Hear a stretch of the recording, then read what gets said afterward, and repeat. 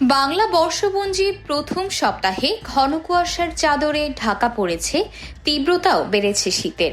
মধ্যরাত থেকে সকাল পর্যন্ত বৃষ্টির মতো ঝরছে কুয়াশা। কুয়াশার তীব্রতার কারণে দিনেও সড়কে যানবাহন চলছে হেডলাইট জ্বালিয়ে এবং ধীর গতিতে। গতবারের তুলনায় এবার শীতের তীব্রতা বেশি হতে পারে বলে জানিয়েছে আবহাওয়া অধিদপ্তর।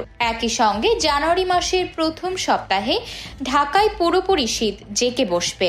বাড়ছে নিউমোনিয়া, জ্বর, সর্দির মতো শীতজনিত নানা রোগের প্রকোপ। শীতের প্রভাবে ক্ষতি হচ্ছে ফসলেরও। সোমবার সকাল 6টায় দিনাজপুরে সর্বনিম্ন তাপমাত্রার রেকর্ড করা হয়েছে 12.4 ডিগ্রি সেলসিয়াস। সোমবার সকাল 9টা পর্যন্ত কুড়িগ্রাম জেলায় চিলমারী নৌবন্দর ও সদরের যাত্রাপুর নৌঘাটের নৌযানগুলো বন্ধ ঘোষণা করেছিল কর্তৃপক্ষ। ঘন কুয়াশায় 7 ঘন্টা বন্ধ থাকার পর পাটুরিয়া, দৌলতদিয়া ও আরিচা কাজিরহাট নৌ রুটে ফেরি চলাচল স্বাভাবিক হয়েছে।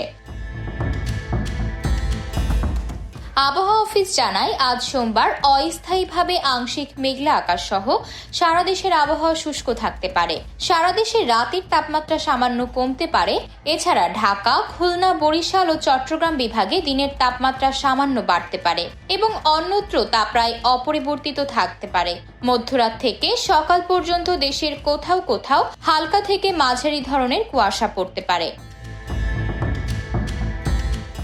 আবহাওয়াবিদ আব্দুর রহমান খান বলেন, বঙ্গোপসাগরে যে নিম্নচাপটি ছিল সেটি আর নেই, তাই সতর্কতা সংকেত নামানোর নির্দেশ দেওয়া হয়েছে। চলতি মাসে ঢাকায় ভারী শৈত্যপ্রবাহের সম্ভাবনা নেই। 24 ডিসেম্বরের পর থেকে ঢাকায় রাতের তাপমাত্রা কমতে শুরু করবে। এদিকে শীতের তীব্রতা বেড়ে যাওয়ায় চরম বিপাকে পড়েছে দিনমজুর, খেটে খাওয়া ও নিম্ন আয়ের মানুষ।